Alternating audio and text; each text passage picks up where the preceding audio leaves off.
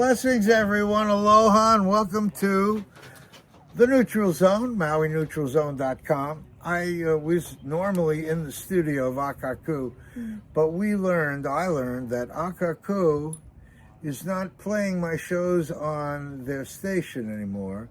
And KAKU radio, we could be there, but there's too many candidates, too little time. And some of the people that are out there are busy, and some of them are actually very busy. This is ELLE Cochran, who is sitting in the seat now. What's the seat? It's what? State House Representative. State House Representative, Yes. District. 14, House District 14. And where is that? Pretty much the whole head of Maui. So if we started at Ma'alaya, we came towards Olowalu, Lahaina, heading north to Kapalua, around to Kahakaloa, Waihe'e, and then parts of Waiehu. So it's right, the head of Maui. Yeah, so pretty much the whole head of Maui. If you look at Maui, Maui is a head and a whole body. So that's, Yes. I see. And so that's an important district. It is. And that was, it's hard to deny. We're sitting in a public space here, which is Waiola Church and Yeah. Graveyard. So Yes. We're in the there's graveyard, yes. something's going on as we're sitting here. This is Momi, by the way. Yes. She's not running, but she is a constant companion. Yeah, she of is. Miss ELLE. For me, yes. We Yeah. are your watchdogs. You've been busy. I know that when I was putting together video of people after the fire, that was almost 3 years ago. Yeah, I'm sure August it's 8th, 3 years. Saturday. some Next- people would say it was a little while ago, but we know it was a blink ago Yeah, because lives are still majorly affected. that's right. We're sitting in what was, if you were looking at the news at the time years ago, you saw a burning church. That was this space. Yeah. I think That was the Matthew space. Fair won some award, who took a shot of our social hall up in flames and Yeah. the A-frame rafters glowing in the dark. That's the and one we he all won. saw. Yeah, I think that was the iconic photo, and that was here. That was our. So here we are 3 years later, and we're under a tent, and you know everything around is aloha. Yeah, and the foundational area of where our church once stood now is gravel, and we're working with FEMA to, get it back built. What's taking so long? I mean, you're here out here watching, and I know more than most.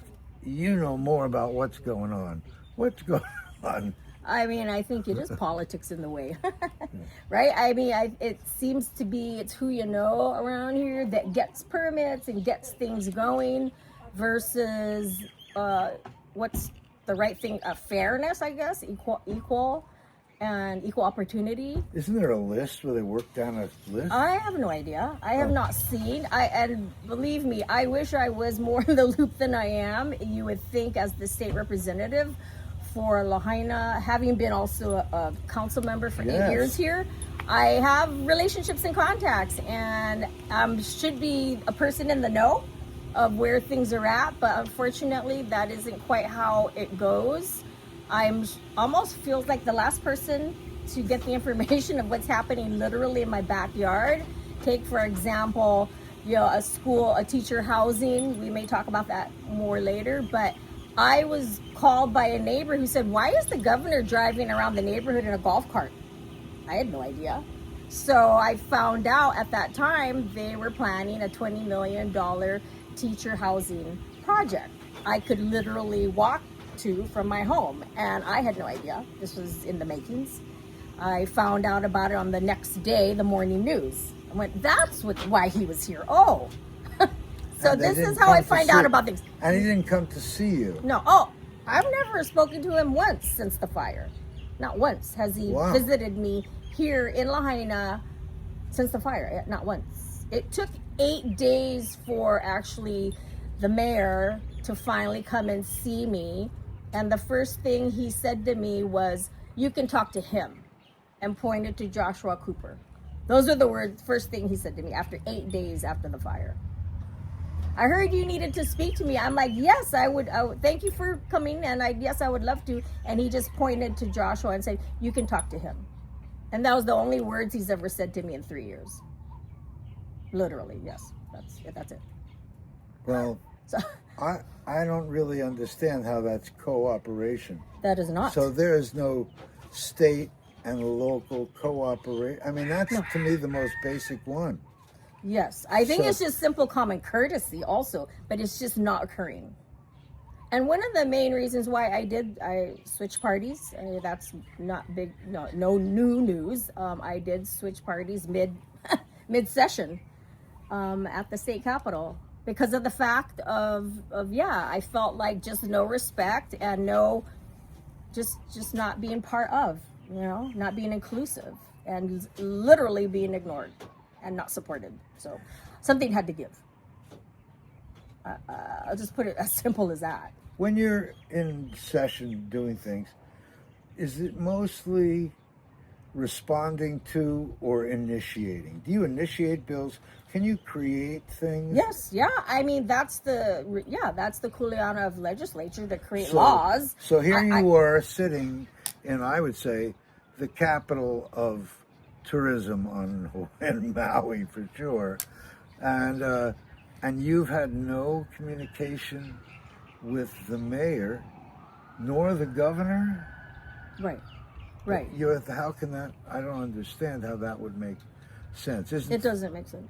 So there's certain people, select people that the powers that be are interacting with, and Jill Takuda also. There's an Act 80, I believe it is, that got passed, that was introduced by Congress, and I had no idea about what that was. I had to read about that too. And so when I reached out to her office, I said, what is this act, and that has to do with Lahaina, and who have you been speaking to, and why is it that I'm not involved or whatever? And she's like, oh, and I have it in an email, and the response from the office was, yes, in due time I will be part of the discussion, but at this time we are working with people who wish to remain unnamed at this time. Yeah, I know. I agree. I know. See, she even growled at that. That was not, that was not on cue. She just did it. That was very She perfect. understood what I was saying. Yeah. Yeah. But, right? And I have that in an email. So I'm not making stuff up. You know me. What you see is what you get with ELLE Cochran. Let me get, for you that know, you know. But for those that don't, listen to this and she'll fill it in with you put the meat on the bones. Yes. I first heard your name when there was an action going on the west side. Something going on at the beaches area up north, Fleming, up Kapalua. And I heard the name ELLE Cochran. And I heard she had an assistant, Tamara Paulton, something of way back before anyone was in politics. Way back when. It was a long time ago. Yeah, it was. Sorry, you're very young. Yeah, she was very young. and then I heard your name, and then I saw you get involved, and we never really got a chance to talk much. You're very active and doing. And I've seen that even as some people sit in their seat, and some people are in a seat, and you want to find them. They're out doing something. That seems to be you. Yeah, I think that's my track record proves that. Well, and the one that really stood in my face was when someone was telling me they want to get together, the real heroes after the fire, and who was boots on the ground helping. And your name was front and center and stayed there. And they just gave just such incredible respect to the, I'm sorry, it's something to see people talk, but when you're doing it and dealing with things, there's so many lives that have been affected. And the media here has been, I've been doing interviews for 15 election cycles. You would think that after that the media would cooperate on a small island to put things out. Public access television doesn't play interviews now more than the first time because that's somehow favoring someone. That's what public access is. And I've been getting people up. If we don't know who people are, but you're one of those. You want to kind of give me a rundown? You've been here on the ground.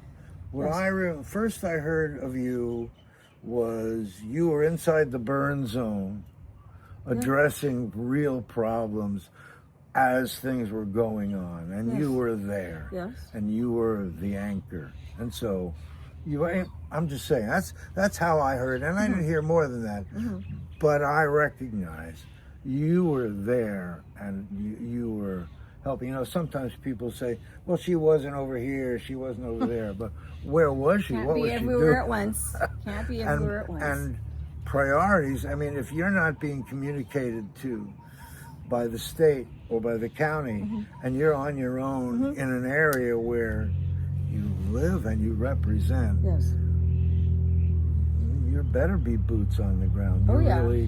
You are, and you're the You have to voice for what you stand for and what you do, right? I feel like it. I Yeah. try to do the best I can, right? To be representing the people of who that I need to represent, and that's everyone, right? It's not about race, you know, or the parties. It's not that at all. It's about people in need, period, and even though animals in need. and even though you're in a district, the fact that we are all working together Yes. should really mean that the communication should be much more flowing. That's right. And information to the public, both directions, should be much more flowing. Yeah, So definitely. I was not really aware that you weren't in the loop. No, I think people don't realize that. And I think a lot of it is done on purpose in order to discredit me, in order to make it look like, I don't know what I'm doing, or I'm not in touch. But the point is, if I'm not given information or being communicated with about issues or the needs and concerns and what have you, then I can't read minds. I don't have that crystal ball to... And if they're moving forward on things and then they're going to tell you later, it seems a little bit of back-asswards. It's completely. And again, and so when I do hear of things, I show up. You know, I just, I'm unannounced because I wasn't told to be there, but I'm going to show up. Because this has to do with my community and my constituents, and it affects directly where I live or what I represent. I'm showing up. So whether you want me there or not, I'm there. And but it's just not the way things should be happening. You know, that's just really not.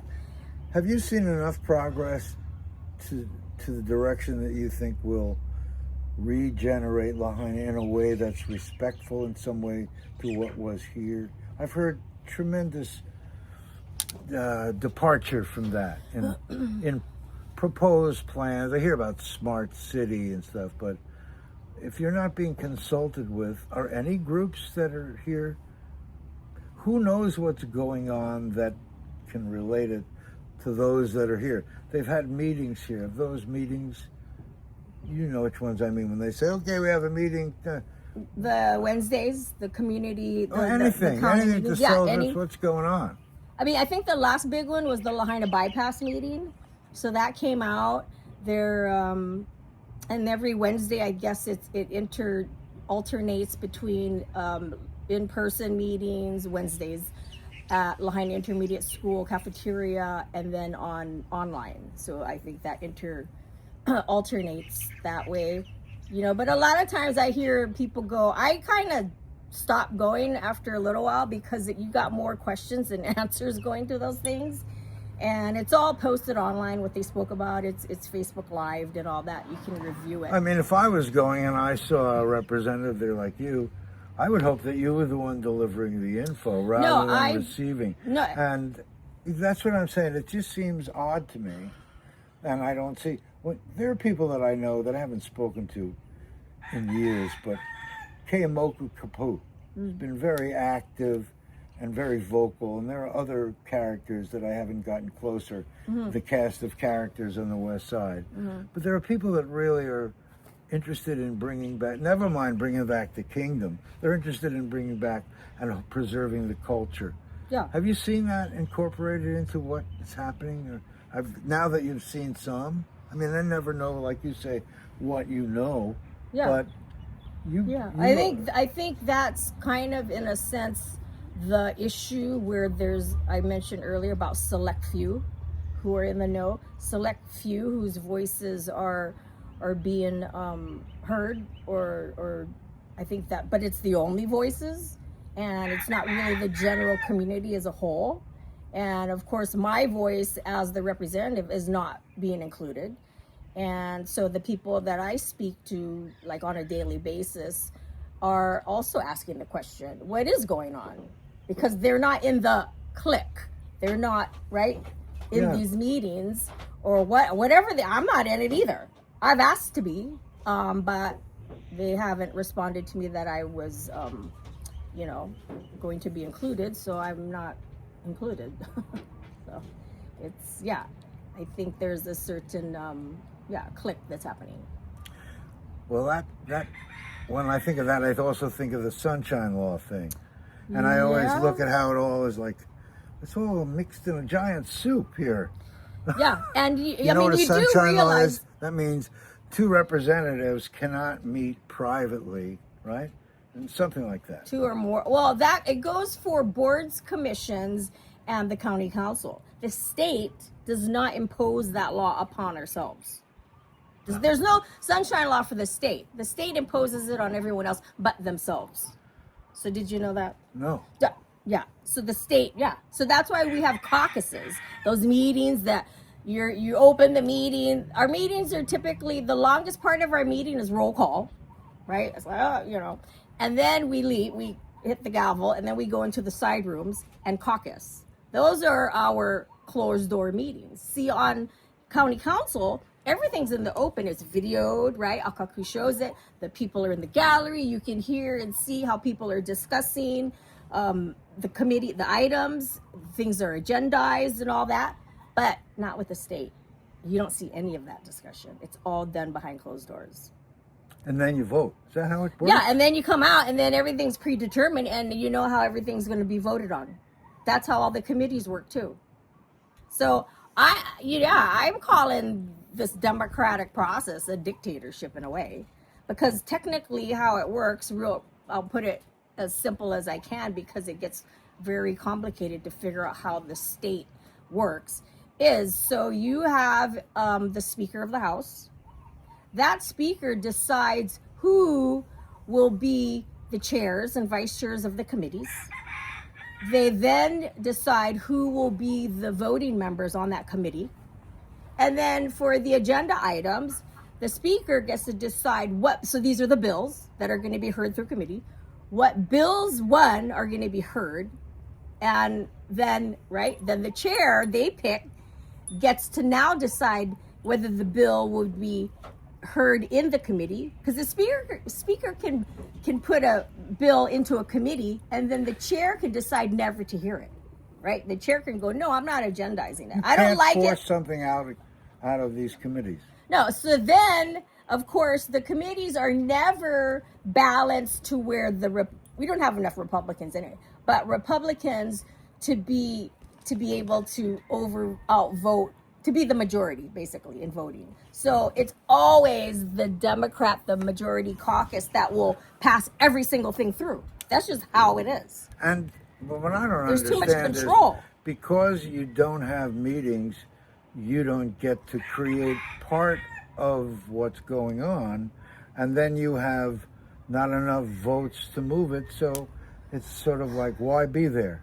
In a way, because what does it matter? In a way, what does it matter? It matters in the sense that, okay, well, you can speak up and have a floor speech to say whatever, why you're not in favor, or bring out the truth about things, or you can do that, but it's not going to change at the end of the day how the votes are done. It's not going to change any of it. How are we going to make a change on this? Yeah, Is there any the way? voting, How do we change this? Can we change the laws you need to balance, hold people more accountable in different ways? Well, I'm that? pushing for sunshine law for the state. I've always said it, and that's never going to happen if we still have the same people in power. They love being able to make decisions behind closed doors. That's they pretty love that. close. You just told me here. This is what's the agenda. You guys are my captains. We'll only let out what we want to let out. Yeah, we can meet in secret and private. Amendments are done ahead of time. We know which votes we're going to have. It's all orchestrated. It's all done. It's all orchestrated. Yeah, for sure. Wow. That doesn't say much for... That's not democracy. No. Okay, that is zero democratic process in that whole picture, right? Yeah. Yeah, it's true. So that's a good question. Why do you want to be in that seat now if that's what's going on? Well, again, I have opportunities to share the truth about things, right? I mean, they can sit and orchestrate whatever they want, but they, meaning the majority caucus, the Democratic majority caucus, and us, the Republican minority caucus, only here in Hawaii though, right? I mean, we are a blue state, but when you go to DC, the federal level, it's all red. That is Republican world up there, right? Okay, let me ask, because I don't think of myself as Republican, even though I have lots of ideas. I'm sure there's giant overlap between Democrats. When I think of red, I think of Trump, and I don't think of you as a Trump ally.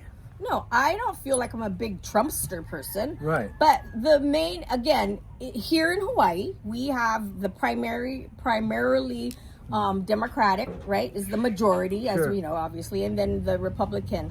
So after this past session, I was extremely frustrated. I've been frustrated, and even during council. But to a point where I was like, you know what, why am I doing this, right?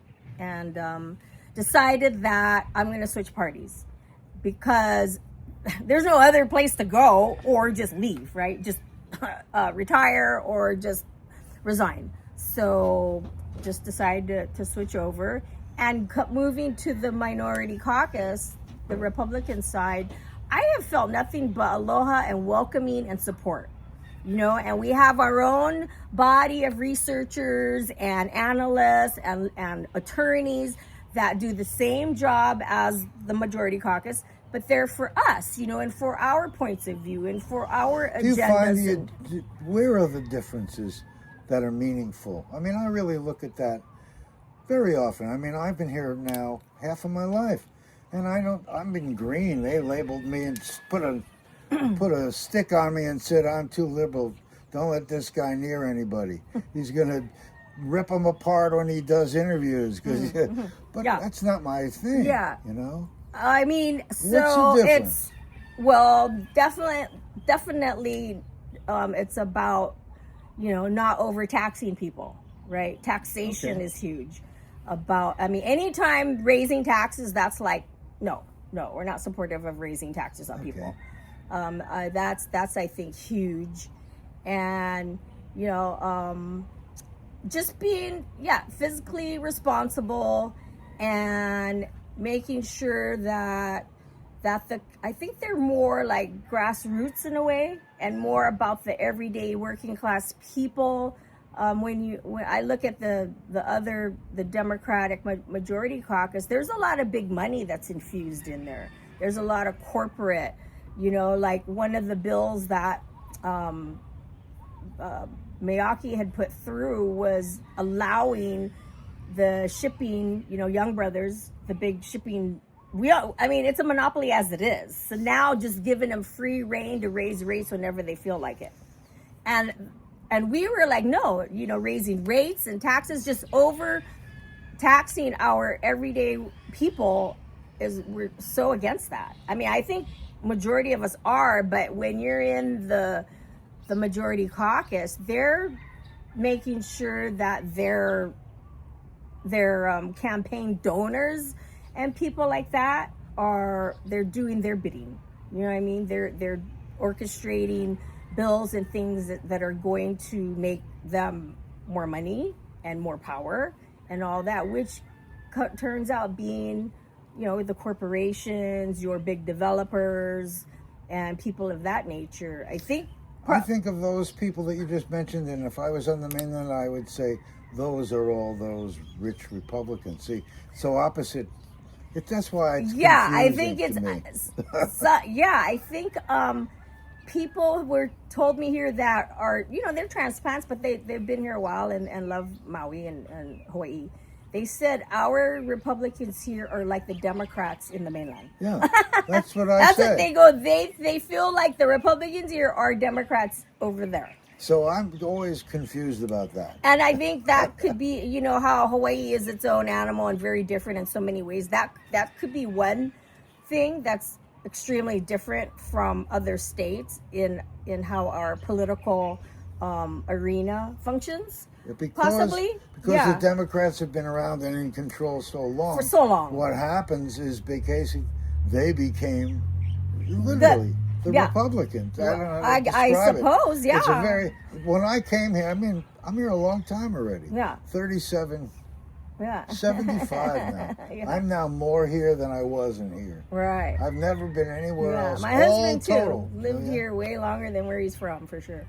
But so I mean, but what I can say is that because they're in power and the majority, it's everything is their way. I mean, it's just how it goes. So if there's any complaints about anything, don't look at Republicans here, because we are the minority. We're the little stifled minority voice that's trying to raise, you know, our the perspectives of our everyday people. All the issues that people talk about, you know, from the roads, or even this whole, you know, fire and utilities, and just the simple cost of living, is stuff that we really, really fight for and try to, you know, counter the negative effects on the community that we serve. Well, it's nice to speak to someone who's open and talking like you are. Another gal, Sheila Walker. Again, really nice lady. Yeah, love her. I love her. She's in a difficult situation running against Therese. In that Yes. Therese is perceived as very liberal. Sheila's very liberal. That's why I say think Republican. people need to really meet her and get to talk to her. Because it's face really, to face. that's why I always say Republican, Democrat here. They got rid of it locally here, name-wise. So when Bisson is a Republican. I mean, I'm just saying how funny, right? Joanne Johnson, former council member, 10 years. She's a Republican. So Wayne Nishiki, he was a Republican. Isn't that so fun how to do hear? you can't, I mean, come on. Put those all next to Trump. Totally not Trump. Right. You cannot compare. No. So I think it's just the name and a color, you know, red, Republican. Well, I think that's why it's about good people. to see the I people. feel like it's about people, and that's why I love nonpartisan. I wish there were no parties. Really, if I had my way, I wish there weren't parties. Well, and it was just about people. Like right now, anyone running, they feel like they're all on their own. They don't get to, unless you got a carpenters union giving you money. Unless you get PRP. Money, Look, you see all those glossy flyers coming out in the mail? Because I get them. I'm sure you get them. And those are, I mean, when I first ran, a long time ago, for county council, and I was able to afford one round of those glossy flyers in the county. It was a county-wide race. Cost me $25,000. So I bet you it's way more now. So those flyers, you're paying at least that much per flyer, and they're coming out daily. That's a ton of money. A ton of money. And so I think if anyone would like to read into why our politics is the way it is, why decisions are made the way it is, look into Pacific Resource Partnership, PRP. Not sure, Jason, if you had an opportunity to ever look into what this consortium of people are. It's a big super PAC, and majority of the money in it comes from the Carpenters Union Market Recovery Fund of some sort. But you know, it's a consortium of, you have realtors and developers and just businesses. And when you really read into it and you start looking at the candidates that get into office that are funded with those glossy flyers, they've been supported by PRP, then the bills and legislation that comes out of their offices, it's all connected back. So I know and have seen firsthand that people who fund campaigns come knocking on the doors of those candidates for favors. There are strings attached. So all my campaigns, I have not seeked. I tried to do the whole endorsement thing early on, but it's just not my way. I am completely grassroots, and hence why I don't have any retirement funds left or anything. It's just because, again, my strings are to the people and to my community that I live and support. But So it's there. Strings are attached, and people become puppets, unfortunately. And I don't think anyone sets out to do that and be that, but it happens. And it was, Melly Carroll when I first ran. She was mentoring me, and I was shadowing her.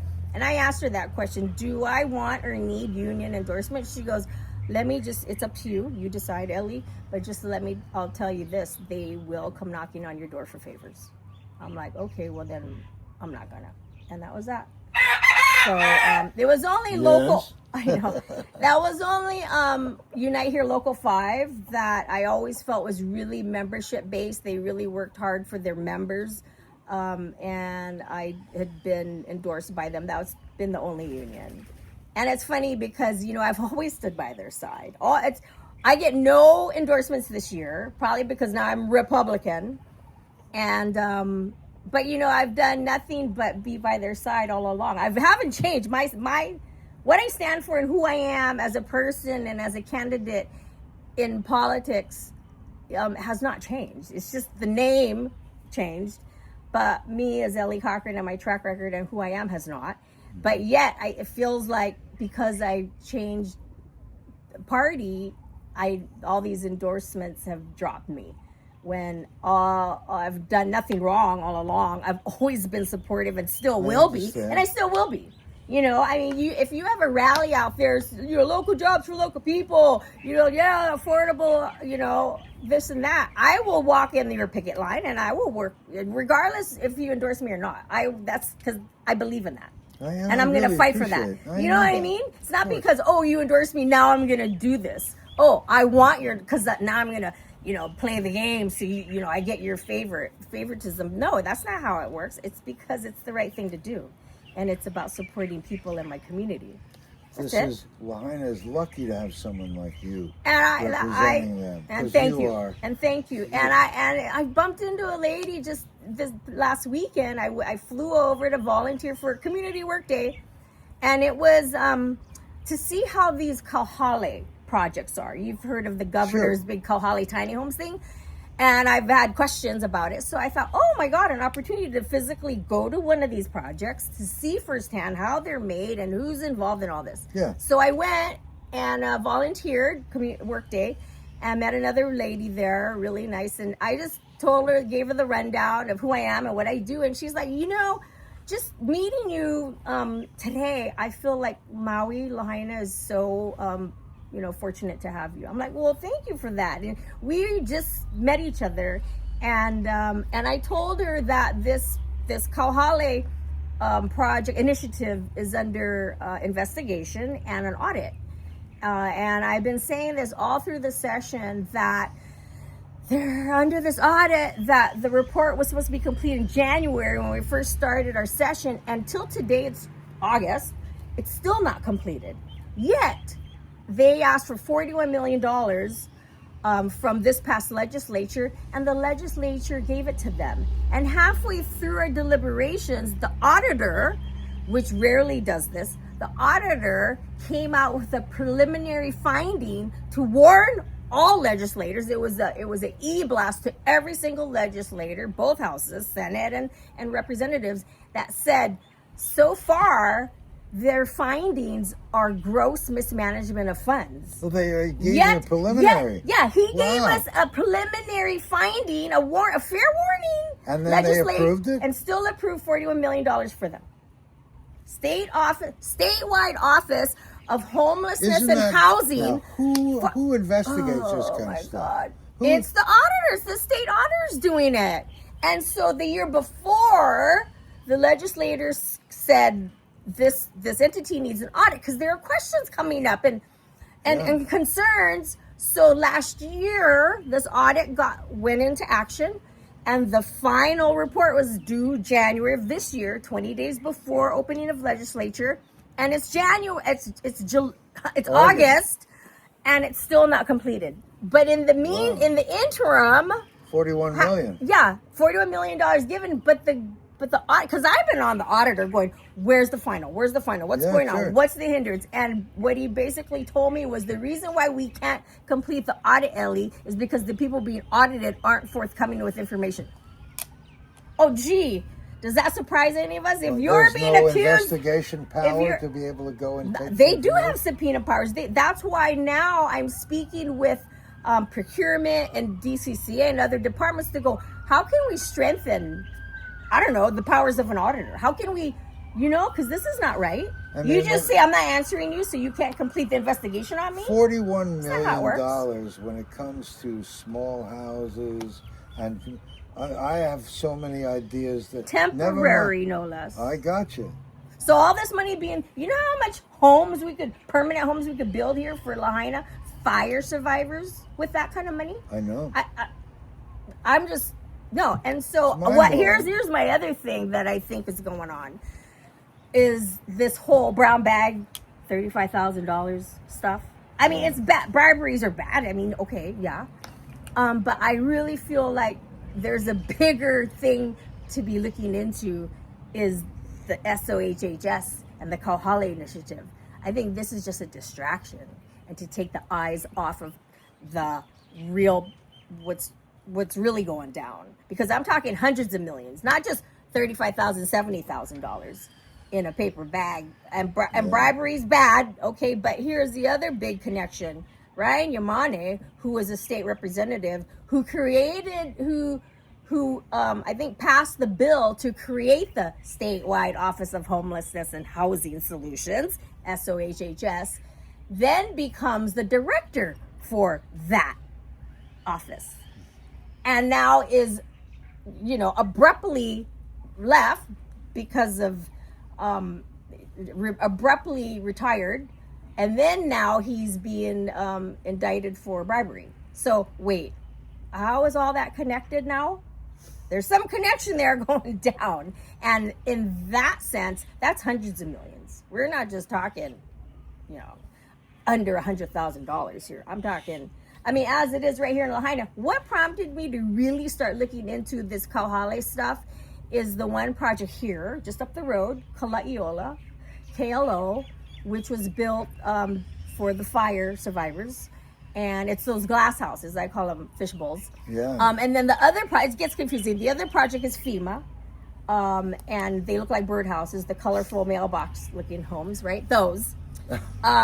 And so Then are now rented at crazy. And at first I'm like, why is the state forking out $186 million of state funds when the government, FEMA, federal, wants to build stuff for us? Why are we taking our taxpayer dollars to also build, right? So then I'm looking into it, and next thing I see, that $186 million went to an unlicensed contractor here in the state on top of it. So that's not legal. Unlicensed contractor. Yeah, Nano Nest Hawaii, unlicensed in the state, got $186 million. Forest Dell. To do those temporary fish bowls. That's it? Yeah, and so then the subcontractors, I was getting calls from subcontractors who weren't getting paid. I'm like, how are you not getting paid when this whole project got $186 million? Right. There's plenty of money to pay you. What's going on? Yeah. So that's another question. The list goes on and on. The people that were the project managers eventually got fired, got let go, because they were trying to make the project abide by the laws, rules, and regulations, right? Like ADA compliance, for one, and just the buildings are put in backwards. So the sewer is flowing into the building instead of out. The people have to put wet towels on their drain to stop the smell and things from coming in. On these? Yeah. Really? Yeah. And there's been, as far as I know, that I was told, there's 4 deaths up there. And no one seems to be talking about those deaths. I asked, were they laying there in their sleep, breathing methane, not realizing? I don't know. I asked Department of Health to I wanted air quality testing, water quality testing, because people up there were complaining about really strong chemical smells in the water. I'm like, oh, that's chlorine. No, not chlorine. It's something else. Until today, I got no response. Till today, meaning 2 years later, I still have no response from Department of Health about all of this. Who does that mean? Lauren Pang, that group? Oh no, I'm talking about Kenneth Fink and Kathy Ho of the State Department of Health. So Dr. Lauren Pang is our Maui representative here. So I'm talking the state over there level, Oahu level. Yeah, and I'm just, but you know, it's like what? And then so when I asked DCCA about why is it okay for the state to pay an unlicensed contractor, because that's not allowed for us, and they said, oh well, we don't investigate state entities. I'm like, wait, what? But yeah. What? and because it's all under emergency proclamations, right? The no bidding contracts, I mean, it's just everything's out the door when the governor declares these Kauhale initiatives under emergency proclamations, so he gets to do whatever he wants with no abiding. But you should. But he would like, I'm sure he would like a good accounting also. Well, I think that, I don't know. Does he? Does he really want us to find where every penny has gone? I don't know. You would think. I would think. But it's not happening. Why isn't the audit completed then? Well, maybe that's a good question. That's right. Right? Yeah, lots of good questions. I always say, after the election, we should call through all these interviews and take all the action steps. Yeah. Yeah. Because look at what we're discovering that needs to be looked. Who's taking care of that looking? Yeah. Well, I mean, again, who's the majority? Who? I mean, everything. Yeah, I hear it. I hear what you're saying. They're all covering. You know, they all take care of each other. So too much to do, too little time, too few hands, and the hands that come. You know, it's hard to find where did the money go. I think where is it? Over $4 billion from the feds have come into Lahaina. Yet, when you look around, what is back? Where did that money go? Right? Where did it go? I have no idea. I mean, what? Not one business is back in Lahaina. Not one. And why did the county open the streets up? I don't understand. For what? To look at what? But just I don't know. To be encouraging everyone so now, about something. For what though? So now there's no businesses. I know. I can't understand so now it. when construction does happen, if it ever does, now you got traffic coming through. Why? Why are you opening it up to traffic when we still need to get things done, built? You know, I really don't understand why things are being done the way it is. I don't either. And so, yeah, again, we need to change out the decision makers that are around. And then, you know, if people aren't happy with who I am and what I do, then so be it. Don't vote for me. But I'm just saying that, I mean, something's got to give right now. Because we cannot keep going the way we are. And literally, there are suicides here. Okay, literally. And no one wants to talk about it, but it's happening. And because people are at wit's end. There is no hope and there is no light at the end of the tunnel.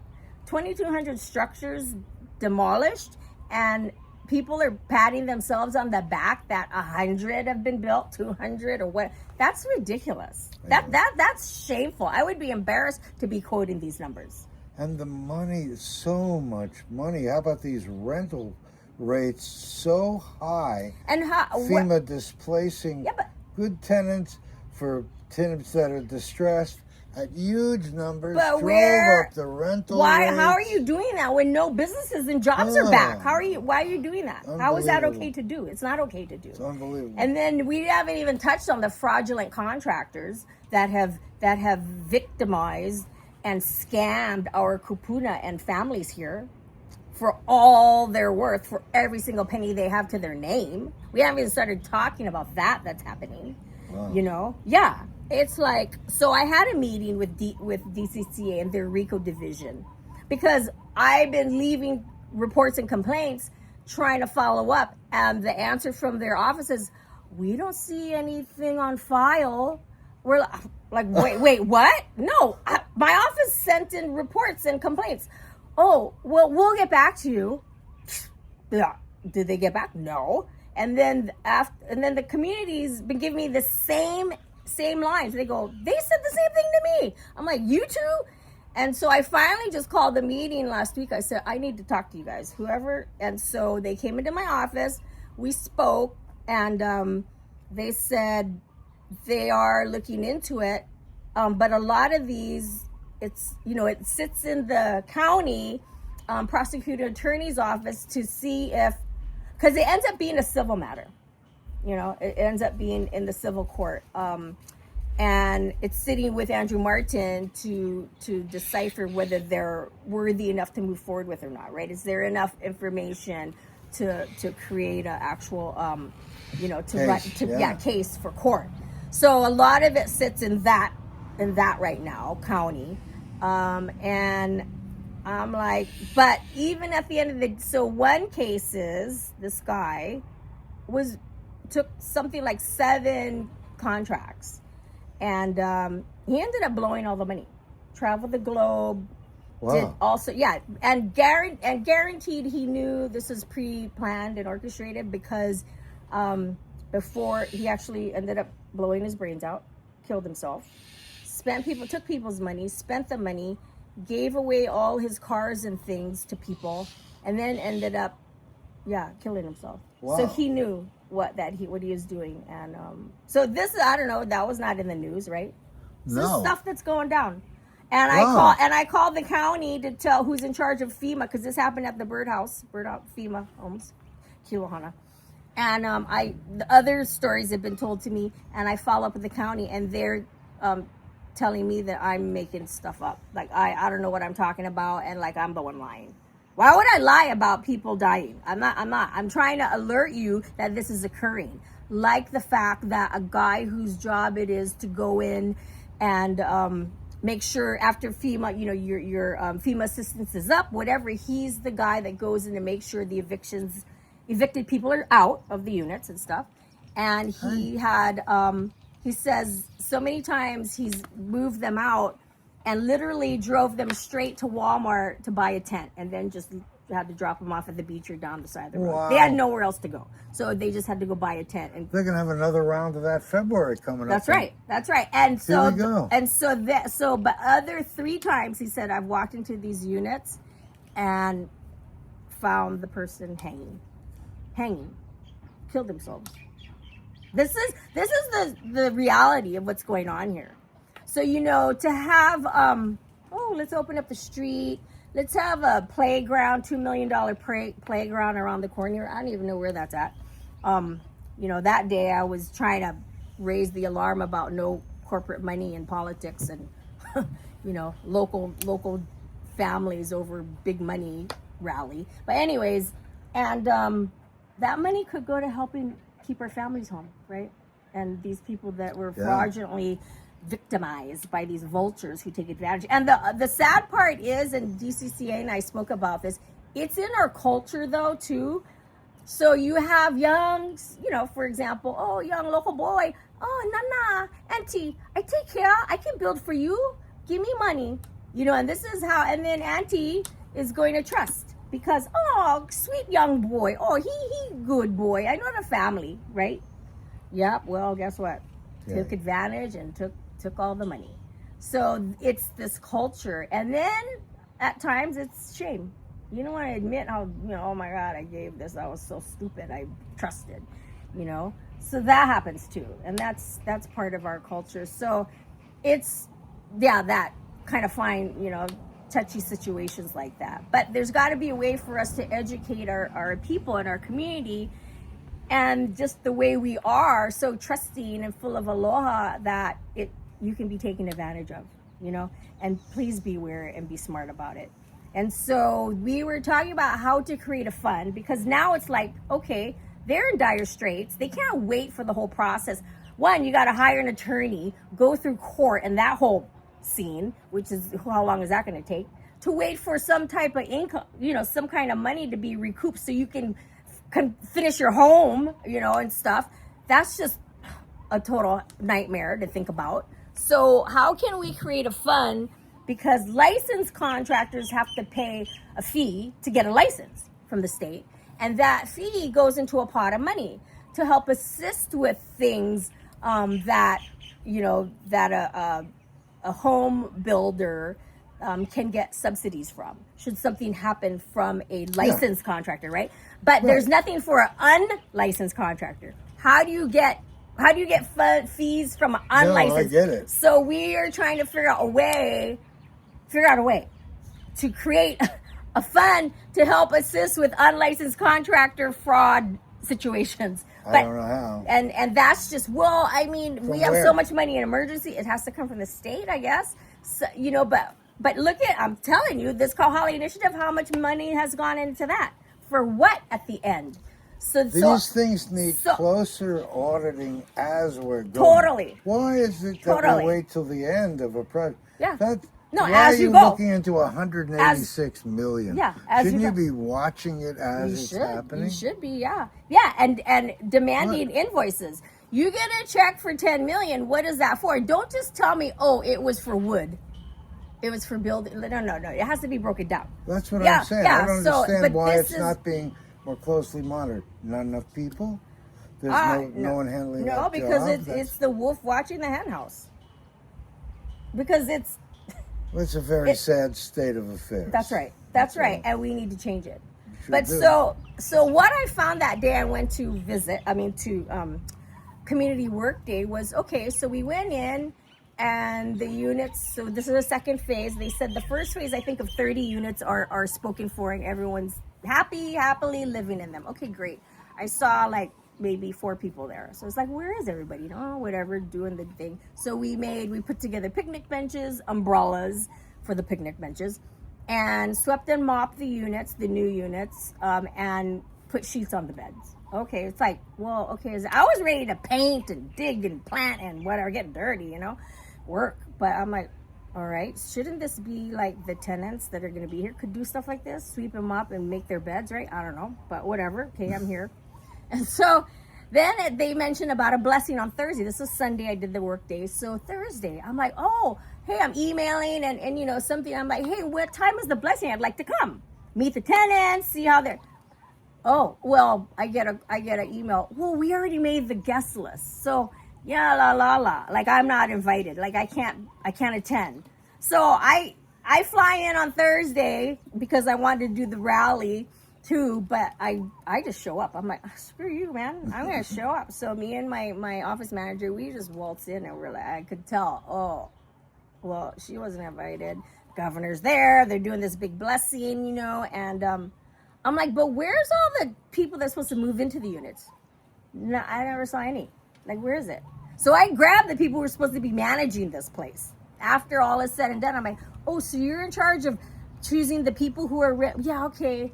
Hawaii Health Harm and Reduction. Okay, can I meet? Do you have a card? Can we talk? Oh, what's your number? Put my number in her phone. I haven't heard back. The other lady, hey, can I come back and visit sometime when everyone's moved in so I can see how people like this place? Sure. Oh, but I don't know. I'm going to pop in. Let me tell you, I'm going to pop in and see what goes on. Because I tell you, I don't think, but beautiful stone rock walls, planter boxes, beautiful. That was pricey. The modular bathrooms got big old shower heads like you find at Grand Wailea or something. I mean, all air conditioned and tile flooring, and it's like, damn. I mean, so money was put into stuff around here, but for who? Where are the people? Yeah. And then the $20 million teacher housing. $20 million teacher housing. It's empty. I don't even know what to say. This is the kind of money I'm talking about. When I know that we can put tents up for $1 million, we can have enough tents to house everybody. What I always wonder. These are emergency times. Where's the emergency? They're not doing an emergency. But the governor is using emergency he's abusing his power with these emergency proclamations for sure. That's totally a hands down happening right now. Waiving all the laws and rules. I keep saying, does he know? Yeah. He has to know. Of course he knows. What? Yeah. Well, so wouldn't he like to know where the tenants for this thing that he just blessed? You would think, but who's asking? They're not asking. Well, that's why I'm asking. There's no accountability for any of this stuff. Right, no, yeah. Except for me going in there and asking the question. No one else seems to care. I don't know what's happening. I think we need to follow up. Do you guys care? People. I bet you guys care. Yeah. We've already spent our whole hour. You can see that we can speak to ELLE Cochran. You can go on and on. I got a lot to say. I got a lot to share. So obviously we're going to have her back whenever we can. And I think there's a lot of takeaways that we, the people, and a unified voice of us all need to hold the powers that be accountable. And we got to keep asking the questions. Where's that audit? Why did you give $41 million to an entity, a state department that is under investigation and audit for gross mismanagement of funds? Why would you give an entity $41 million that has already preliminary findings of gross mismanagement of funds? Why would you even think that's okay? It's not okay. Well, so community, we need to hold governor and anyways, accountable. So you can see the only reason we're stopping this show is because we don't have any more time. Because ELLE Cochran is not someone who's hiding out. Momi the watchdog. And Momi the watchdog. A good duo. That's like getting 2 votes for 1. Hey, yeah, there you go. Thank you for joining us today. And if you're in District 14, House District 14, Ma'alaya and parts of Waiola, please. Then you know this candidate, ELLE Cochran. Yep. Wants to continue for you. That's it. Aloha. Thank you, everyone. Take care. Aloha.